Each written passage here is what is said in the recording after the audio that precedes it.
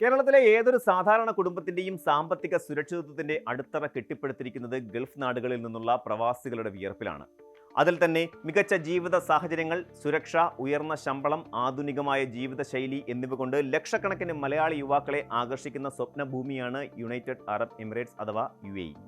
ദുബായിലും അബുദാബിയിലുമൊക്കെ ഒരു ജോലി എന്നത് പലരുടെയും കരിയർ സ്വപ്നങ്ങളുടെ അവസാന വാക്കാണ്.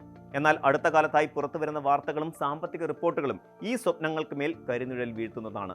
UAEയിലെ തൊഴിൽ വിപണിയിൽ സമീപകാലത്തൊന്നും ഉണ്ടാകാത്ത വിധത്തിലുള്ള വലിയൊരു മന്ദഗതിയാണ് ഇപ്പോൾ ദൃശ്യമാകുന്നത്. ഇത് കേവലം താൽക്കാലികമായ ഒരു പ്രതിഭാസമല്ലെന്നും പ്രവാസികളുടെയും ഭാവി തൊഴിൽ സുരക്ഷിതത്വത്തെ ഗുരുതരമായി ബാധിക്കുന്ന അല്ലെങ്കിൽ ഭയപ്പെടുത്തുന്ന മാറ്റങ്ങളുടെ തുടക്കമാണെന്നുമാണ് പുതിയ കണക്കുകൾ വ്യക്തമാക്കുന്നത്. ഗൾഫ് മേഖലയിലെ പ്രമുഖ തൊഴിൽ പോർട്ടലായ നൗകരി ഗൾഫ് പുറത്തുവിട്ട ഏറ്റവും പുതിയ നിയമന സൂചിക റിപ്പോർട്ടുകൾ പ്രവാസികൾക്ക് വലിയ ആശങ്കയാണ് സമ്മാനിക്കുന്നത്.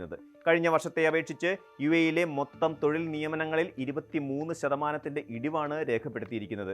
അതിൽ തന്നെ മലയാളി പ്രവാസികളിൽ ഭൂരിഭാഗവും ആശ്രയിക്കുന്ന ഇടത്തരം കുറഞ്ഞ ശമ്പളമുള്ള ജോലികളെയാണ് ഈ പ്രതിസന്ധി ഏറ്റവും ക്രൂരമായി ബാധിച്ചിരിക്കുന്നത്.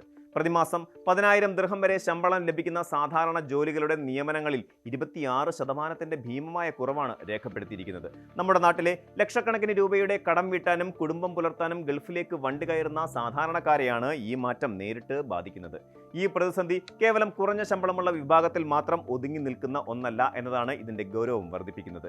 പ്രതിമാസം 11,000 മുതൽ 20,000 ദിർഹം വരെ ശമ്പളമുള്ള തസ്തികകളിലെ നിയമനങ്ങളിൽ 22%, 21,000 മുതൽ 40,000 ദിർഹം വരെ ശമ്പളമുള്ള ഇടത്തരം എക്സിക്യൂട്ടീവ് ജോലികളിൽ 19% കുറവുണ്ടായിട്ടുണ്ട്.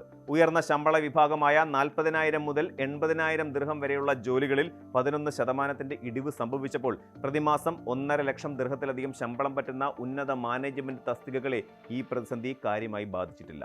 ചുരുക്കത്തിൽ കോർപ്പറേറ്റ് തലത്തിലുള്ള സുരക്ഷിതർക്ക് മാറ്റമില്ലാതെ തുടരുമ്പോൾ സാധാരണക്കാരായ തൊഴിലാളികളും മധ്യവർഗ പ്രൊഫഷണലുകളുമാണ് ഇവിടെ വലിയ രീതിയിൽ പാർശ്വവൽക്കരിക്കപ്പെടുന്നത്. UAEയുടെ തൊഴിൽ വിപണിയെ ഈ രീതിയിൽ തകിടം മറിച്ചതിന് പിന്നിലെ പ്രധാന വില്ലൻ നിലവിലുള്ള പശ്ചിമേഷ്യൻ സംഘർഷങ്ങൾ തന്നെയാണ്. ഈ വർഷം ഫെബ്രുവരി 28 മേഖലയിൽ പൊട്ടിപ്പുറപ്പെട്ട സൈനിക നീക്കങ്ങളും രാഷ്ട്രീയ അസ്ഥിരതയും ഗൾഫ് രാജ്യങ്ങളുടെ സമ്പദ് വ്യവസ്ഥയെ വലിയ രീതിയിൽ മന്ദഗതിയിലാക്കി.